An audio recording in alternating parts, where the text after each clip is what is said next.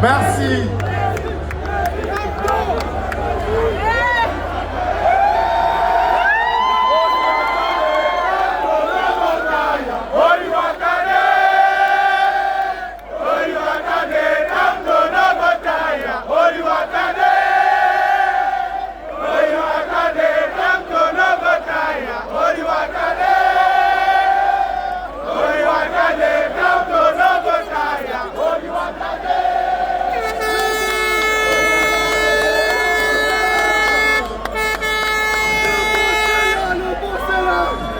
Merci filles qui sont là pour remettre des symboles à notre président, au professeur Maurice Kamto, au candidat de l'Alliance politique pour le changement.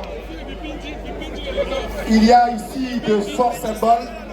Nous allons demander de déployer le premier symbole qui va être remis au président Kamto. Ensuite, il y aura le second symbole et puis Jeanne Bélé va tout simplement nous en déclamer la symbolique profonde. So we are now going to have a very important symbolic ceremony where our daughters, our children, will be giving Professor Maurice Kamto symbolic elements to carry him in his mission. So we are going to do that now because it's a very important ceremony. And we'll hear for... Reste la leur, où qu'il soit. D'où le symbole de ce drapeau. Nous vous donnons la clé pour ouvrir les portes de la cité à la diaspora. Nous comptons sur vous pour nous ouvrir les portes, que nous nous sentions chez nous, que nous soyons belges, américains, français. Nous sommes le Cameroun. Merci.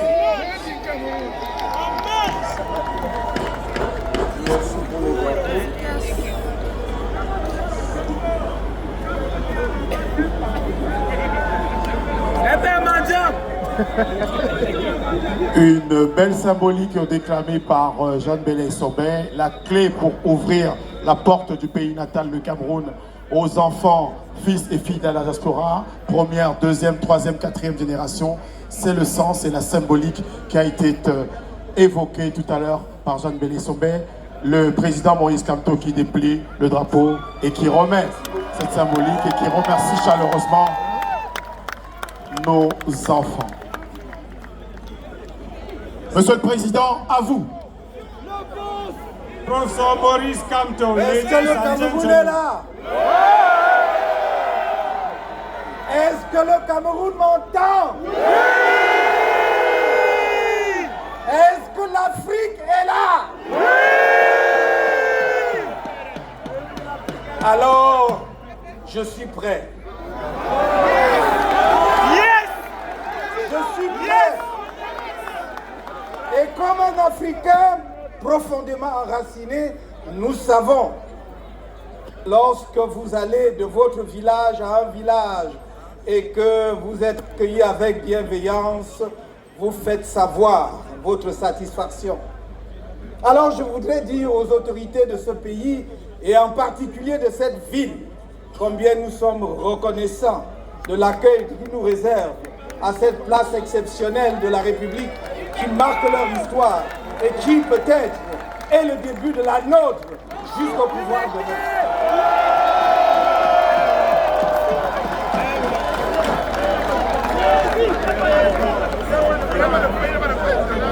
Avant toute chose, je voudrais vous dire que je ne présenterai pas cet après-midi ou ce soir mon programme politique pour 2025. Je réserve ce privilège aux Camerounais qui sont sur le territoire du Cameroun pour une raison simple. Bien que la diaspora soit chère à mon cœur, nous voulons gouverner le Cameroun, pas la France. Alors c'est à eux que je dévoilerai le programme en premier, mais vous l'aurez bien entendu. Vous l'aurez dans toutes les versions. Je vais vous dire seulement cet après-midi ou en cette fin de journée quelques idées qui me sont chères dans mes rapports avec la diaspora et par rapport aux perspectives de notre pays. Quelle belle soirée pour faire passer un message. Mon message, je suis le messager ici, aujourd'hui à Paris, je suis le messager de l'unité foncière du Cameroun. De l'unité structurelle du Cameroun. De l'unité ontologique du Cameroun. L'unité structurelle, c'est-à-dire de l'articulation de toutes les communautés camerounaises. De l'unité ontologique, parce qu'en nous, en dépit de tout ce qu'on peut vous dire, ce sont des mensonges, coule le même sang, le même souffle, le même esprit. Qui ne serait pas heureux de voir la place de la République à Paris remplie par des Camerounais pour accueillir un Camerounais? Ceux qui sont jaloux vont vous dire, ah, il va seulement à Paris bavarder et machin. Qui nous laisse la possibilité d'organiser librement nos meetings au Cameroun. Et on fera 10 fois comme ça. Le message que je vous envoie, que personne ne vous divise. Vous pouvez avoir des désaccords. Vous avez même été verbalement violents les uns contre les autres. Mais n'oubliez jamais qu'une maison divisée est toujours une maison perdue. C'est difficile à admettre. Il y a eu beaucoup de violence. Mais nous devons être capables, justement, de grimper au sommet de la montagne. Et grimper au sommet de la montagne, c'est avoir la capacité de dépasser ses propres douleurs. Sinon, moi-même, je serais incapable de pardon. Pourtant, j'ai déjà pardonné à tout le monde.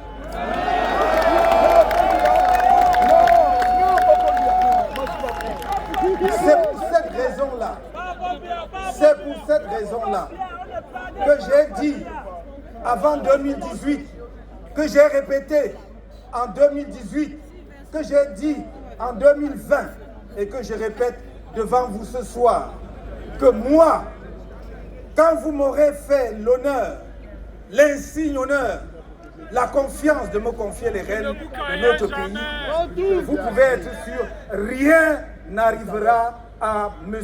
Biya et sa famille. Rien. Je m'en porte garant.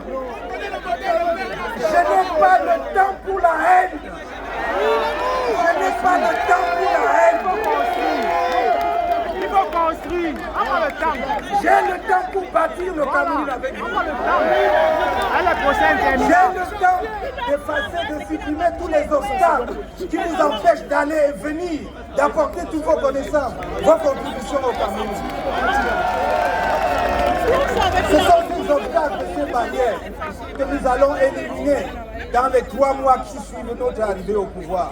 Plus personne d'entre vous ne sera stoppé à l'aéroport pour des motifs fallacieux.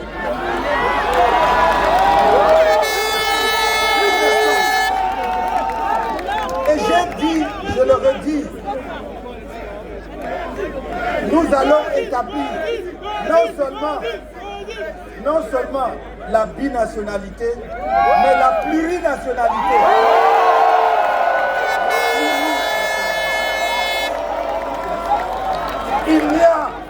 Il n'y a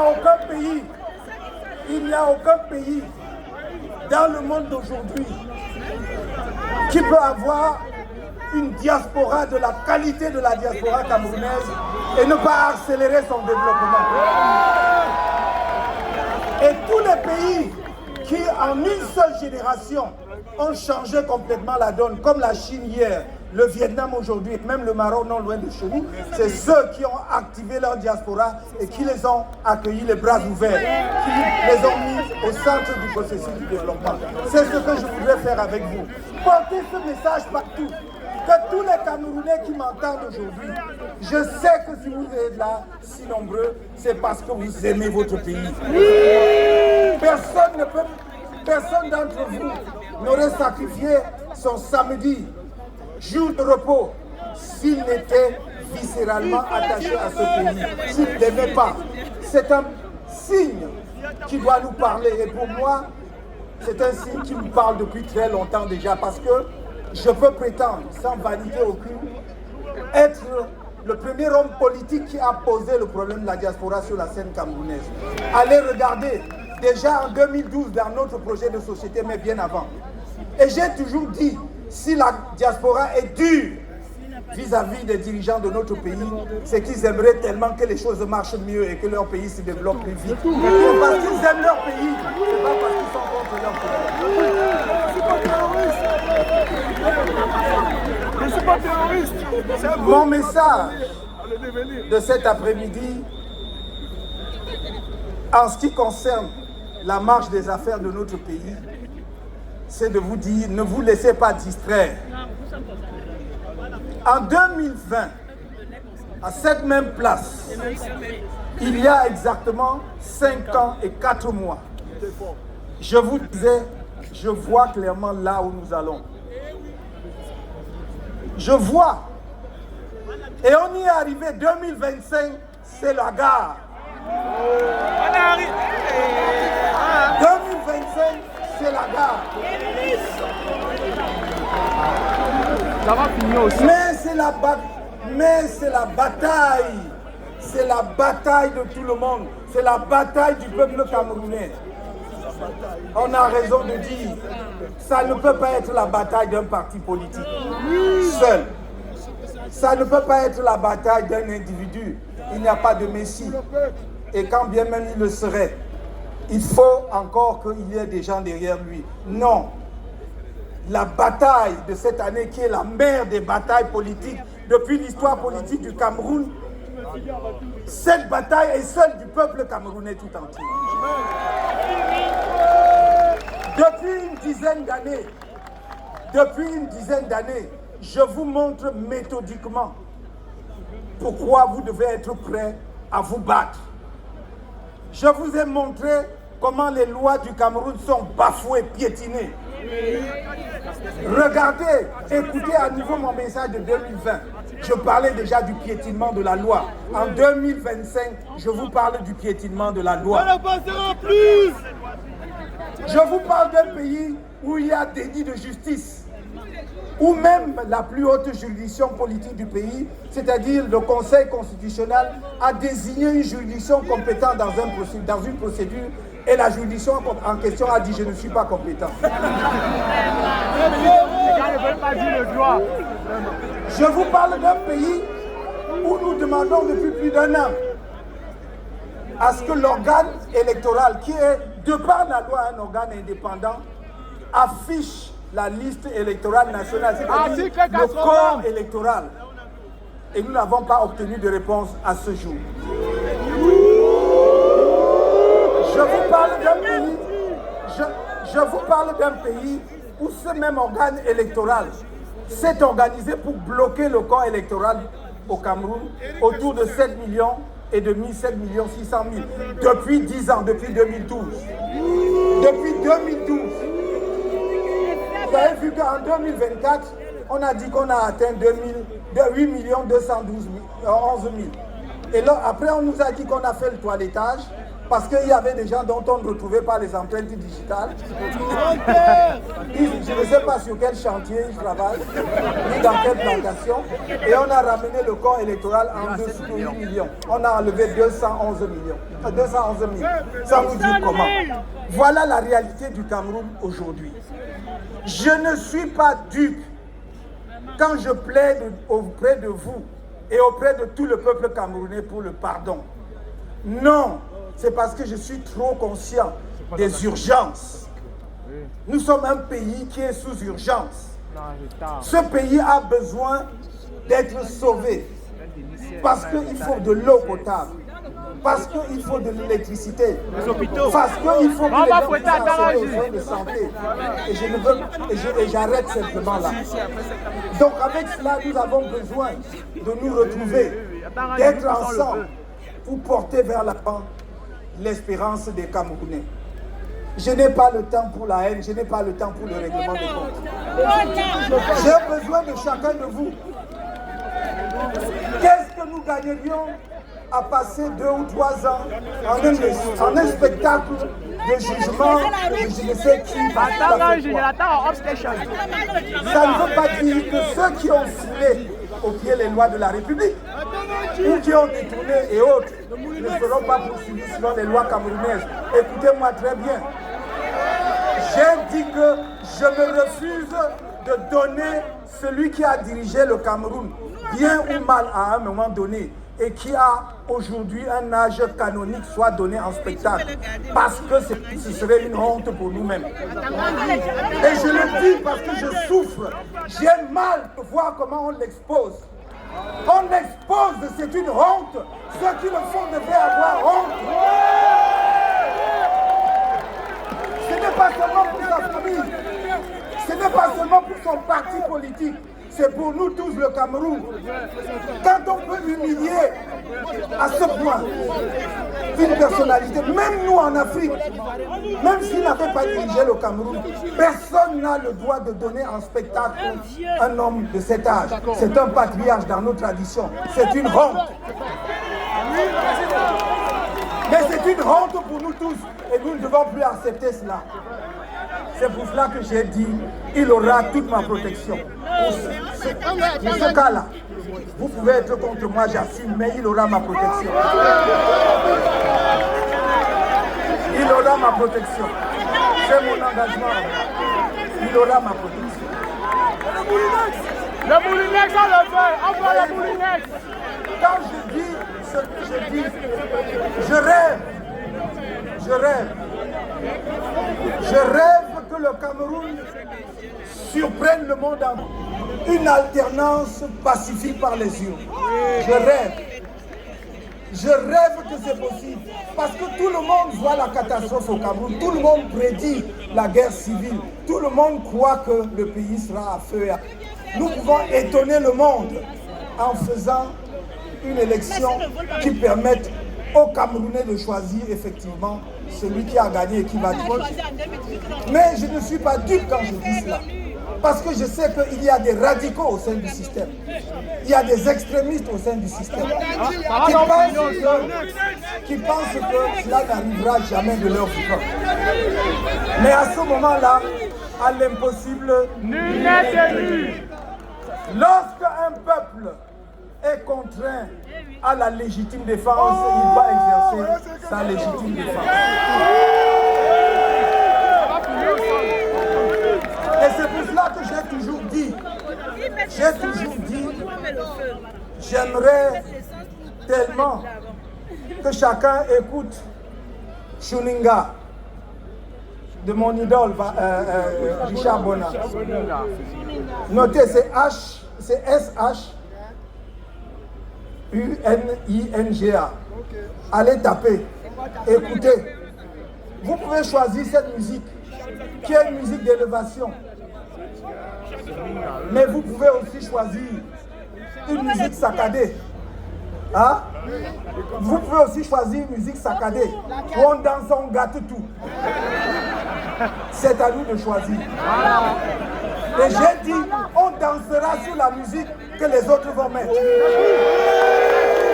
Nous aussi, on sait danser. Toutes les musiques, on va danser. Le Cameroun, c'est notre pays à nous tous. Vous avez vu que je n'ai pas perdu le temps sur la question de savoir si je serai candidat ou pas. Parce que c'est un faux problème. On vous perd le temps avec ça. Donc, il n'y a aucun obstacle juridique, je dis bien aucun, à ma candidature à la prochaine élection présidentielle.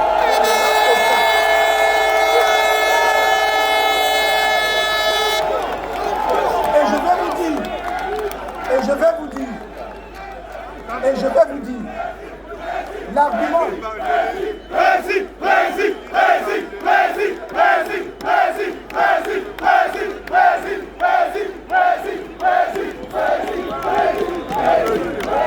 Merci, merci. L'argument fallacieux de ceux qui disent « Ah oui, mais il n'est pas allé aux élections de 2020, donc il ne peut pas aller à l'élection de 2025. » Je ne veux pas être discourtois, vous savez très bien que je suis assez poli. Mais je dirais simplement, et je conseillerais vivement à ces personnes, d'aller chercher un juriste. Non pas ceux qui squattent les plateaux de télévision et qui ne comprennent rien au droit, mais à l'étranger, pour qu'ils leur expliquent. Il n'y a aucun obstacle à ma candidature. Je voulais dire ceci. J'ai l'impression parfois que nos amis qui passent leur temps dans des cabinets noirs à voir comment créer des difficultés aux gens avaient pensé que le fait pour nous de ne pas aller aux élections de 2020, les carottes étaient petites. Et après, ils se sont rendus compte que même malgré tout, il y avait des élections en 2025, législatives et municipales en février. Ils ont dit, mais on va faire comment? Ils ont violé la Constitution pour envoyer les élections en 2026. Ils croyaient que c'est réglé. Ils croyaient que c'est réglé. Sauf que, comme l'ont montré d'excellents juristes par ailleurs, la combinaison de l'article 121 et des dispositions de l'article 15 alinéa 3 de la Constitution rendent possible ma candidature. Alors du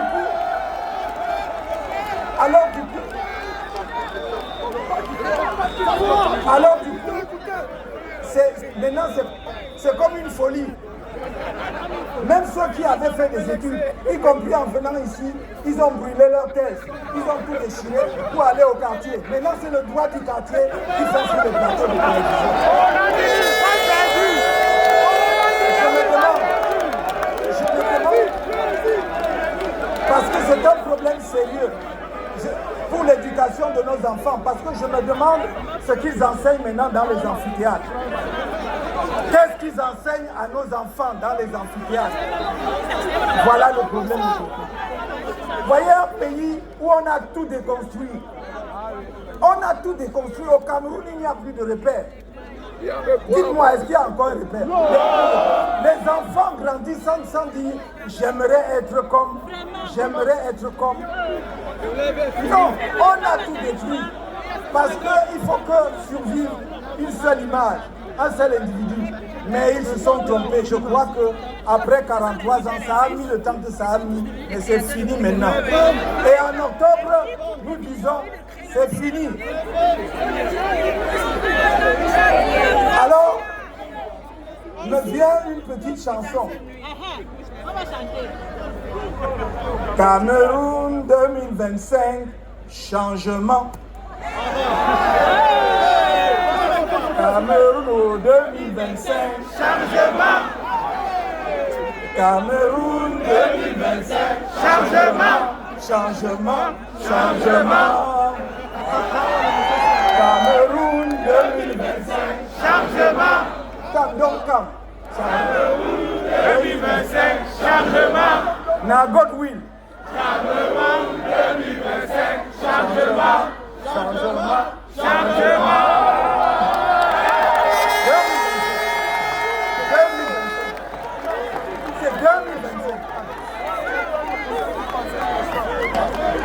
Vous voyez, nous devons mettre un terme à cela. Je le dis, cet après-midi, cette fin de journée, où on prévoyait même la pluie, vous voyez, et qui n'est pas là, cette fin de journée est beaucoup trop belle. Pour que je ne vous renouvelle pas mon amour, je vous aime. J'aime sans condition. J'aime irrémédiablement. J'aime sans condition. Mon patriotisme est sans condition. Mon amour pour chacun de vous est sans condition. Et dites, et continuez comme certains l'ont dit. Dites que vous ne m'aimez pas, moi je dis que je vous aime.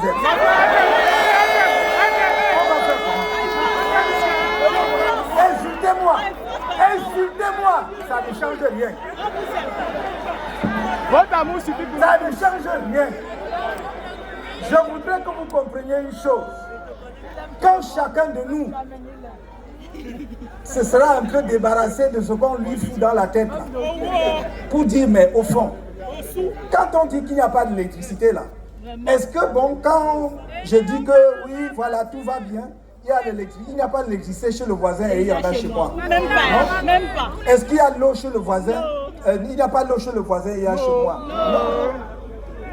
Quand nous disons, voici un pays où un de nos compatriotes a été dépecé il y a 2 ans. Son corps est encore à la mort. Le reste du geste est encore à la mort. Est-ce que c'est une affaire d'individu? Est-ce qu'on est contre quelqu'un? Est-ce que c'est normal que ça se passe ainsi? Où est Martinez Zogo? Où est-il?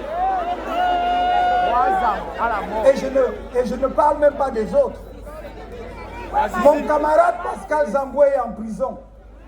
Sa femme a été assassinée depuis 1 an. Son corps est à la morgue. On n'a toujours pas dit qu'il a fait. Au contraire, on a arrêté son fils pour dire que c'est lui, il est en prison avec nous. C'est ça que nous voulons.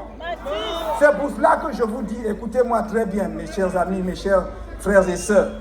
Ma mission première sur la scène politique du Cameroun, c'est de rassembler. C'est d'unir les Camerounais. C'est de les souder. Parce qu'avec eux, je suis sûr de la victoire. C'est comme ça que ça va se passer. C'est de les souder. On nous a trop divisés. Et on nous a perdu 40 ans.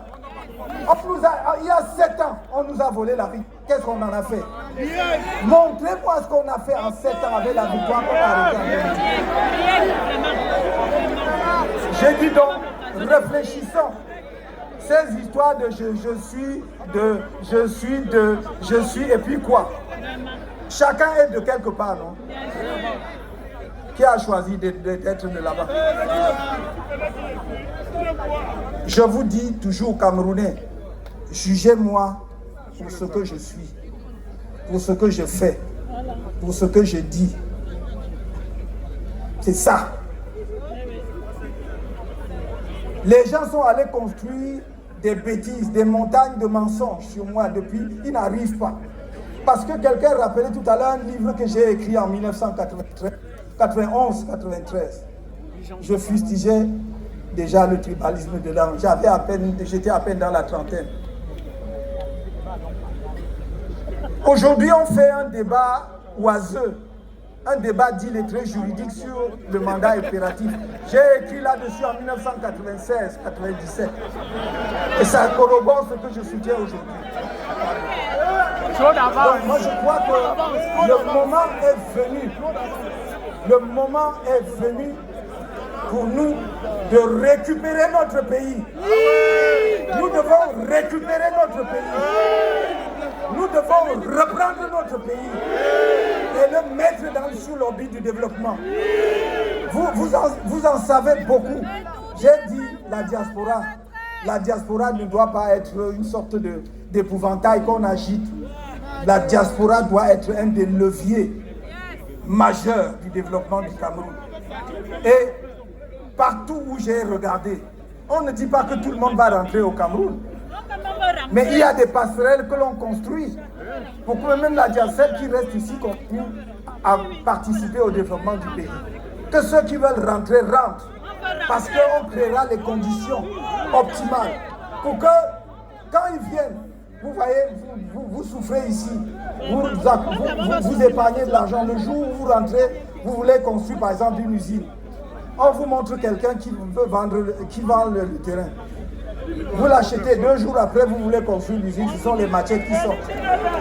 Mais si on met en place les structures que nous voulons pour la diaspora, notamment une agence nationale, un fonds la diaspora avec un guichet unique, c'est cette institution-là qui va faire la sécurité foncière. De façon à ce que lorsque vous achetez votre parcelle là-bas, vous êtes sûr.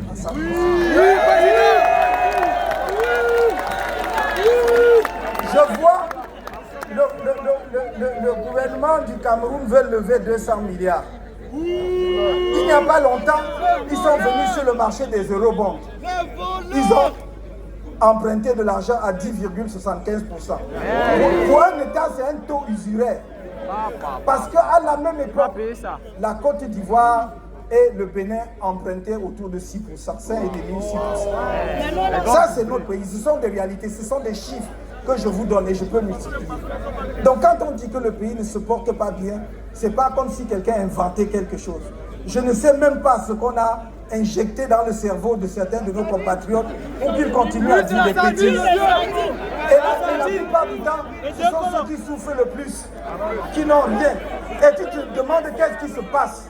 Mais il est temps. Je crois que mon peuple s'est réveillé. Vous ne devez plus vous endormir. Cameroun 2025. Changement. Cameroun 2025. Changement. Cameroun 2025. Changement. Changement. Changement. Il faut que ça aille. Et je voudrais, pour terminer, c'est la deuxième articulation de mon propos, vous dire ceci. J'entends souvent, et j'ai entendu en particulier en 2024, les Camerounais dire « le Sénégal nous parle ».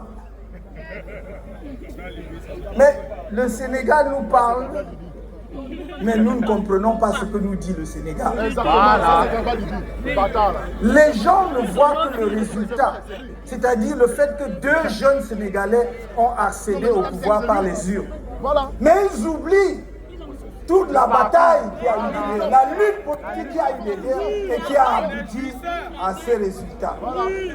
Vous voyez des Camerounais, comme on aime beaucoup le football, je suis sûr que très rapidement là vous allez dire laissez-nous même on va regarder la et qui vont dire et il va s'installer devant sa télé, il va boire une bonne bière, après il va dire mais qu'est-ce que Kamto a même dit? C'est pas une affaire de Kamto. Qu'est-ce que nous faisons ensemble pour que ça change en 2025? Et je vous le dis ici, je le dis au peuple camerounais qui me regarde du pays. Si nous ratons en 2025, c'est la faute du peuple camerounais. Est-ce que vous avez compris? Si nous ratons le changement après lequel court le peuple camerounais depuis des décennies, ce sera la faute du peuple. Voilà, parce que le Sénégal, pour obtenir les résultats que vous avez vus, les jeunes Sénégalais se sont battus tout au long de l'année 2023 et 2024. Il y a eu pratiquement 50 morts. Oui. Ne croyez pas que quelque part les gens se couchent et le changement et les transformations arrivent. Je ne vous ai jamais demandé autre chose que de dire, exiger dans notre pays que les gens respectent la loi. Nous demandons que les gens respectent les lois de la République. En plus, ce sont des lois qu'eux-mêmes ont votées. Ils ont fait voter à l'Assemblée. Et c'est un leurre, ils nous trompent, mais ils ne respectent pas. Quand on respecte les lois du Cameroun, et vous-même vous verrez les résultats. On n'aura pas besoin qu'un seul Camerounais tombe, qu'une goutte de sang se verse. Mais je dis encore une fois, il ne faut pas prendre le peuple camerounais pour acquis. Il faut savoir que ce peuple qui est aussi patient est capable aussi de dire non, ça suffit. Et j'aime tellement mon pays pour dire, je souhaite de tout mon cœur qu'on ne passe pas par la case de la violence. C'est même pour les mêmes raisons, mes chers amis, que j'ai toujours dit que la crise anglophone devait être résolue autour d'une table de négociation, des négociations inclusives. Il y a des gens qui ont fait des théories, les grandes théories universitaires, pour montrer que 2 phrases qu'ils ont apprises à l'école. que l'État a le monopole de la violence légitime. Si on lui demande même ce que ça veut dire, l'État a le monopole de la violence légitime. L'État n'a-t-il pas un devoir de protection des citoyens? C'est son premier devoir. C'est le premier devoir de l'État, protéger les citoyens. Et donc, j'ai toujours préconisé. Et c'est pour cela que mon message, je le réitère aujourd'hui, en direction de tous les Camerounais, en particulier de nos frères et sœurs des régions du Nord-Ouest et du Sud-Ouest. 2025 est une fenêtre d'opportunité pour un règlement politique de la crise anglophone. Un règlement politique profond où on va discuter avec tous les acteurs, où on va libérer les prisonniers politiques et où nous allons discuter des problèmes profonds, y compris la forme de l'État. J'ai toujours dit que la sécession n'est pas une option. Il faut donc que ce soit clair. Mon discours doit être clair là-dessus. La sécession n'est pas une option. Mais les discussions internes entre filles et fils d'un même peuple pour trouver les meilleures institutions qui garantissent l'autonomie, la liberté et les contributions des uns et des autres doivent pouvoir être menées. C'est ce en quoi je m'engage. Et j'ai toujours dit, je le répète, ma première sortie, si vous me portez à la présidence de la République, ma première sortie de la capitale, ce sera pour aller dans les régions du Nord-Ouest et du Sud-Ouest. Ma première sortie.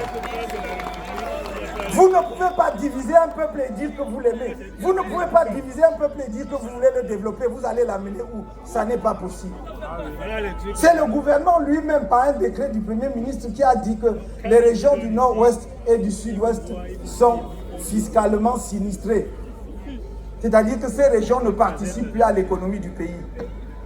Vous pouvez constater ça depuis 2019 et vous êtes tranquille. 6 ans après, il y a donc un problème. Je pense que nos frères et sœurs qui dirigent le Cameroun n'ont peut-être plus le courage de dire « Mes frères, ça nous a dépassé vraiment, venez prendre. » Mais nous devons les aider. Nous devons les aider à partir tranquillement. Aidons-les à partir, à sortir tranquillement pour que notre pays continue. Donc, le Sénégal nous parle, tout comme l'Afrique est dans une nouvelle dynamique. L'Afrique est dans une nouvelle dynamique. Nous ne pouvons pas être sous. Je suis souvent surpris quand parfois certaines personnes tombent sur les pays africains à bras raccourcis qui, en réalité, ne demandent que des évidences. En Afrique aujourd'hui, on dit, des pays disent, nous voulons notre souveraineté. Et c'est comme s'ils avaient commis un crime. Mais je dis, moi j'enseigne aux étudiants depuis toujours qu'un des attributs majeurs de l'État sur le plan international, c'est sa souveraineté. Mais donc, pour qu'un État demande sa souveraineté ou cherche sa souveraineté est tout ce qu'il y a de plus normal. C'est pour cela que je dis, arrêtons de nous faire peur. On a dit pendant longtemps que nous ne savions même pas les chemins de l'histoire. Maintenant que les Africains essayent de frayer leur chemin dans l'histoire, ça devient un problème. Je crois qu'il est important que nous comprenions une chose, et une fois pour toutes. Il y a le panafricanisme ne doit pas être un mot qui écorche la bouche. Mais ça ne doit pas être seulement un slogan. Ça ne doit pas être quelque chose de formulaire. Ça doit être quelque chose de pensé. Et c'est pour cela, pour ma part, j'ai toujours dit, si nous, les Africains, ne conçoivent pas le panafricanisme comme un projet stratégique, ils échoueront. Est-ce que vous me comprenez? Oui. Si ce n'est pas pensé comme un projet stratégique, ils échoueront. Un projet stratégique, c'est pas sûr. Tout n'est pas sur les réseaux sociaux ou les plateaux. Merci, Président. Si on n'a pas pensé ça comme ça, on échouera. Et c'est pour cela que Et il y a eu de très grands théoriciens du panafricanisme depuis les Padmore, les Garvey et avant d'arriver même au Nkrumah. Et même à l'époque contemporaine, ces années-ci, il y a de brillants théoriciens du panafricanisme dont nous respectons la perspicacité de la pensée. Mais c'est un projet stratégique qui doit être pensé comme tel. Et c'est pour cela que moi qui suis profondément pragmatique, j'ai toujours dit, si vous pensez que vous allez vous laisser lever un jour ou un soir, vous retrouver à Addis Abeba, et les 54 États africains votent une résolution pour dire nous sommes devenus un État fédéral, vous vous êtes trompé, ça n'arrivera pas. Je regrette, je voudrais que l'histoire me donne tort. Mais toute l'analyse que je fais de l'histoire me montre que ça n'arrivera pas. Parce qu'il y a des contradictions internes en Afrique même qui empêchent justement que les choses se passent de cette façon. Et alors, qu'est-ce qu'on fait dans ce cas-là? On commence là où c'est possible. Et c'est ce que quelques États ont compris. Et c'est pourquoi je vous dis, soutenez les peuples de l'AES comme vous le faites.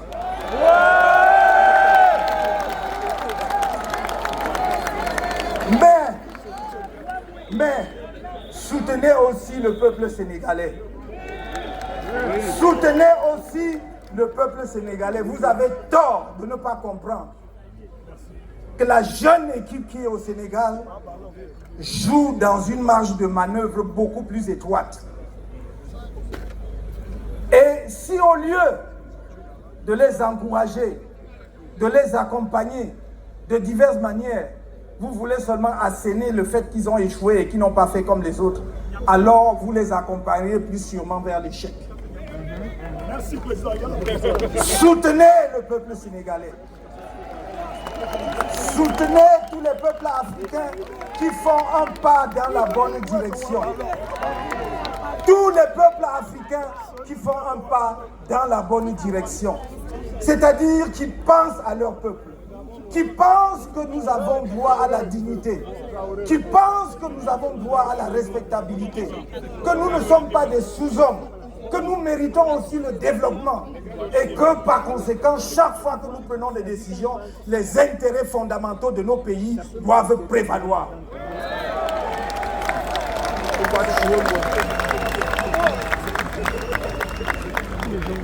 Quand j'ai dit cela, je crois que nous ne devons pas abuser du temps qui nous a été imparti.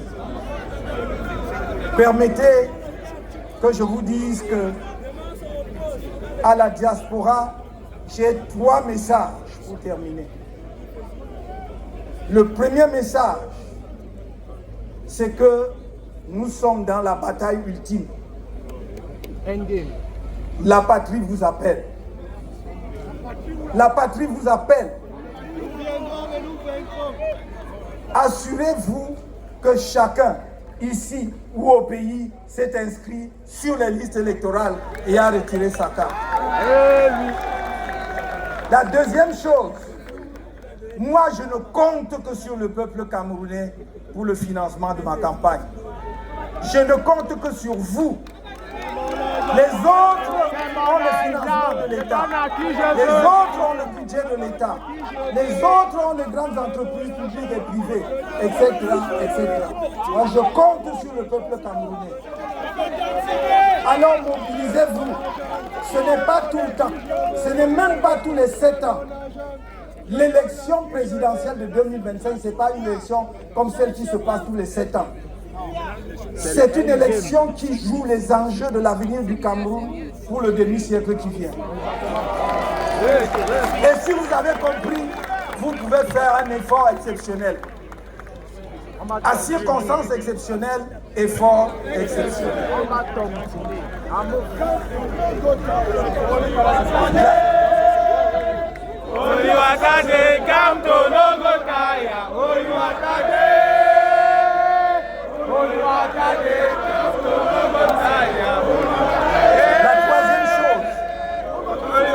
La troisième chose, c'est extrêmement important.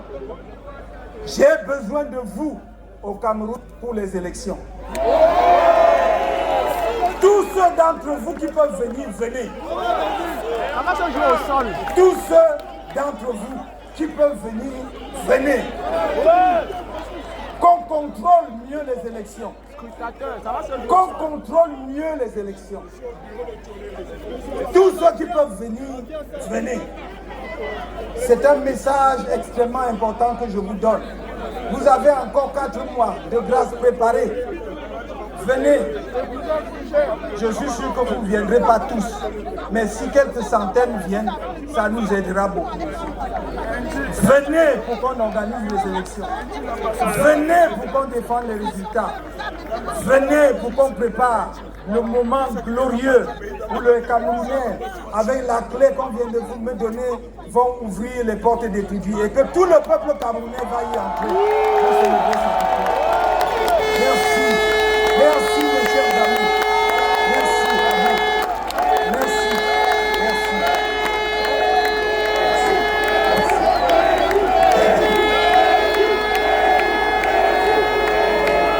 Je voudrais un dernier chant, un dernier tour de chant. Je ne peux pas. Vous savez, quand on est fan de quelqu'un, c'est quelque chose, hein? C'est totalement irrationnel. Il y a tant de personnes que j'aimerais remercier ici. Mais je dis, Richard Bona, tu ne sais pas ce que tu as fait aujourd'hui. Merci. Merci d'être là. Merci d'être là. Et l'histoire retiendra.